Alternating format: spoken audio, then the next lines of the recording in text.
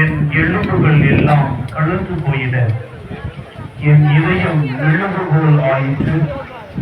என் உள்நோக்கங்களின் நடுவே உருகி போயிற்று. என் வலிமை ஓடுபோல் ஆயினது. என் நாவு மேலெண்ணத்தோடு ஒட்டிக்கொண்டது. என்னை சாவின் உறுதியை போட்டுவிட்டு என்று அறிந்திருப்பார் ஆசிரியர். குழந்தை பருவத்திலே நடைபெற்ற காலத்திலே தவறி வீழ்ந்து சமாதானம் சொல்லி எழுவது போல நண்பன் இயேசு நமக்கான பயணத்திலே நிலை தடுமாறி தளர்வில் தரணியை நோக்கி சாய்கின்றார். வீழ்ச்சியில் எழுச்சிக்கான கல்வாரி நோக்கி கண்கள் பதித்து தாய் மண்ணிற்கு முத்தமிட்டு தலை நிமிர்கின்றார். வழிகளும் வேதனைகளும் வாட்டி வதைக்கிறது. வெயிலின் தாக்கமும் நோய்நொடியின் அழுத்தமும் ஒரு கொடுத்த சிலுவையின் பாரமும் நண்பன் இயேசுவை நெருக்கி மூச்சு திறவை செய்கிறது. உயிர் மூச்சை உயிராய் நண்பர்களுக்கு பகிர்ந்த நண்பன் நாவரண்டில் பறிக்கின்றார்.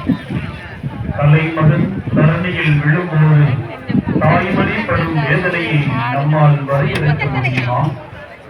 ஓடி ஒளிந்த சீடர்கள் தான் மறைந்த வாழ்க்கையில் மனம் வருந்தாமல் இருப்பார்களோ? உதடுகள் துடிக்க, கண்களில் செந்நீர் கசிய, கலங்கமற்ற குருதியால் குறிக்கப்பட்டு உள்ளம் கதறுவதைதான் உணர முடிகிறதா நம்மால்? வீழ்ந்தவர் எழுவது நாளில நல்வாழ்வு பெறவே. நண்பனின் எழுச்சி வலுவின்மையிலும் கடவுளின் அருளால் வலுவெற்று முடியாதவைகளை தருவதில்லை. கொடுப்பதை தாங்குவதற்கு மனபலம் அளித்திடாமல் இருப்பதில்லை. சிந்திப்போம். முடியவில்லை என்று உணர்ந்திருப்பதை விட முயற்று வலிமை தருவோம். நண்பன் இயேசுவே, நீ துணை கொண்டு துன்பங்களையும் வீழ்ச்சிகளையும் கண்டு சளைத்து விடாமல் வலுவின்மையில் வலிமை பெற்ற அருள்தாரும் தயவாயிரும் சாமி மீறில் தயவாயிரும் அனைத்து விசுவாசிகளுடைய ஆன்மாக்கள் இரக்கத்தினால்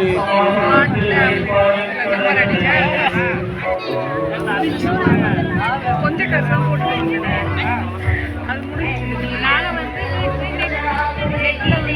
வயசு அப்போ